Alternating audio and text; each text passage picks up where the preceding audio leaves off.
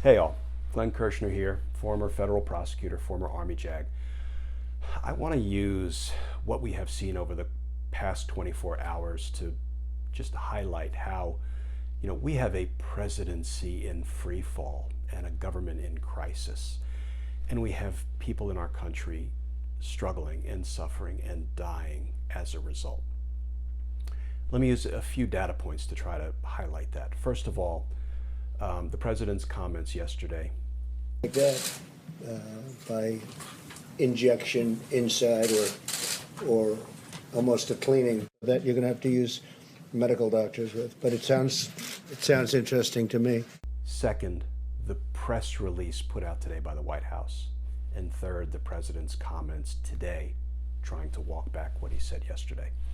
You all heard him yesterday say that, we should perhaps ingest or inject disinfectant, or maybe shine very powerful lights, UV rays, through the skin into the body to try to clear out and scrub out the virus.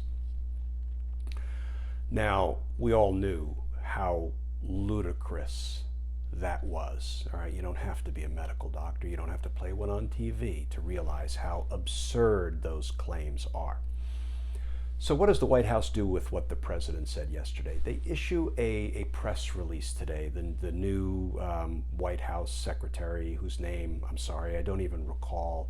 I doubt she has the half-life of a Sean Spicer at this point.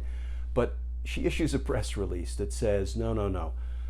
The media mischaracterized what the president said, took it out of context, and obviously it's fake news. I'm paraphrasing here.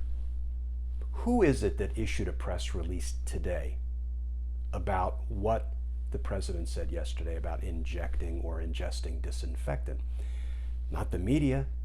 It was Lysol. It was a company that manufactures disinfectant. And here's what Lysol said about the president's comments yesterday.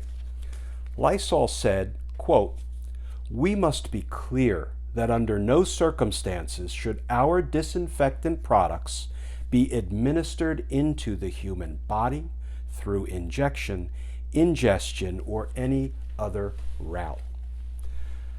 That's not the media, folks. That's Lysol. And think about this. Lysol, I'm sure, would like to sell as much of its product as possible, right? They're motivated by profit. But even Lysol had to stand up and say, no, this is dangerous. They had to contradict what the President of the United States said yesterday about injecting or ingesting disinfectants to scrub the virus out of the lungs. Then, of course, you had the president talk about what he said yesterday in response to a reporter's question today. And what did he say? No, I was asking a question sarcastically to reporters like you, just to see what would happen. He said, oh, no. I was being sarcastic. I was being sarcastic to a reporter just like you when I was saying those things. Well, first of all, what a time for jokes and sarcasm with 50,000 people dead, and the death toll is rising. But you saw him in that press conference yesterday when he was talking about ingesting or injecting disinfectant and shining light into the body to kill the virus. Was he joking? Was he being sarcastic? I have heard somebody describe the Donald Trump presidency as being an adult tied to a chair and watching a toddler play with a gun. I would attribute that to whoever first said it if I knew who it was, but it's an apt description. We are all tied to the chair. We are watching Donald Trump as a toddler playing with a gun, and that gun has gone off 50,000 times. The only question is, how much more American carnage do we allow? Think about the Richard Nixon Watergate era. Once the Richard Nixon tapes were disclosed and everybody learned that, yes, in fact, Richard Nixon was a crook and was involved in a cover-up, the Republicans marched on the Oval Office and said, Mr. President, you're done. Enough. Resign, or you will promptly be impeached and removed.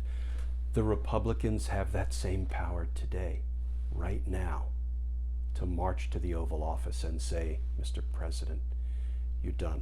Enough American carnage, enough people struggling to breathe, enough people being put on ventilators and never coming off, enough people not being able to see their family as they cling to life and as they pass. Enough, enough, enough. The Republicans have that in their power. What will they do?